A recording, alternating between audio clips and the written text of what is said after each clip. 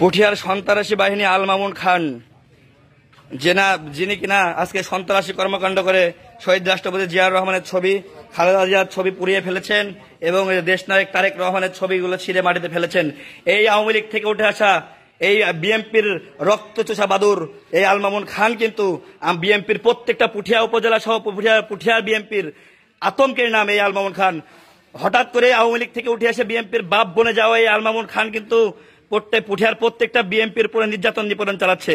আমি দেশনায়ক তারেক রহমানকে বলবো, এই আল মামুন খানের বিরুদ্ধে আপনারা সঠিক তদন্ত করে যেটা সঠিক বিচার হয় সেটা আপনি দেখবেন। গোটা পুঠিয়া উপজেলা বিএনপিকে সে নির্যাতন করে।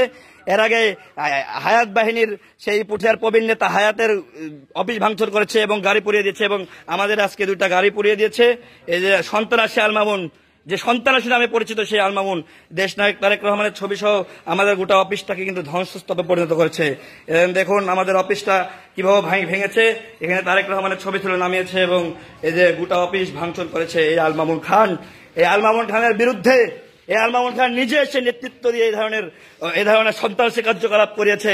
এই আল মামুন খানের বিরুদ্ধে আমার দলের নেতা, সর্বোচ্চ মাপের নেতা, দলের আস্থার এক নাম আল মামুন খানের বিরুদ্ধে তারেক রহমানকে নির্দেশনা দিয়ে তাকে তদন্ত সাপেক্ষে সে আসলে দোষী কিনা সেই আসলে সে দোষী কিনা তার দোষ সাব্যস্ত করে সে যদি দোষী হয় তাহলে গোটা পুঠিয়া উপজেলা বিএনপিকে খোঁজ নেন। সে যদি দোষী হয় তাকে অবিলম্বে দল থেকে বহিষ্কারের দাবি জানাচ্ছি আমি। এ ধরনের সন্ত্রাসী বাহিনীর জন্য আমার দল বিএনপির নাম ক্ষুণ্ণ হচ্ছে।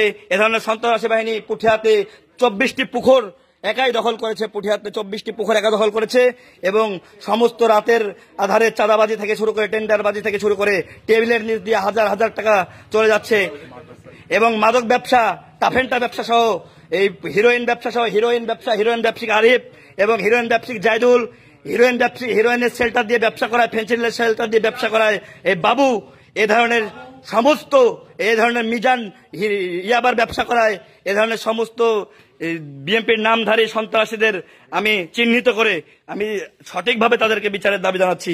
এ ধরনের সন্ত্রাসী বাহিনীদের অবিলম্বে দল থেকে বহিষ্কারের দাবি জানাচ্ছি, সুস্থ তদন্ত করে বহিষ্কারের দাবি জানাচ্ছি। আমি বলতে চাই দেশনায়ক তারেক রহমানকে আপনাকে এমনি বহিষ্কার করতে হবে না। আমি বলতে চাই মির্জা ফখরুল ইসলাম আলমগীর স্যারকে, যিনি আমাদের দলের মহাসচিব, তাকে বলতে চাই তাকে এমনি বহিষ্কার করা হবে না। গোটা পুঠিয়া উপজেলার নেতৃবৃন্দর কাছ থেকে সঠিক তদন্ত করেন যে সে আসলে দোষী কিনা। যদি দোষী না হয় বহিষ্কার করা লাগবে না, বহিষ্কার আপনারা আবাদের করে দেন, আমরা বিএনপি থেকে চলে যাব।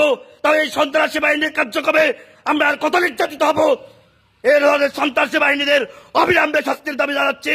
এ ধরনের সন্ত্রাসী বাহিনীকে যদি দল থেকে বহিষ্কার না হয় আগামী দিনে পুঠিয়াতে নৈরাজ্য সৃষ্টি করে ফেলবে এ ধরনের সন্ত্রাসী বাহিনী। আমি দেশনায়ক তারেক রহমানকে বলতে চাই এ ধরনের সন্ত্রাসী বাহিনীদের অবিলম্বে বহিষ্কারের দাবি জানাচ্ছি তদন্ত সাপেক্ষে।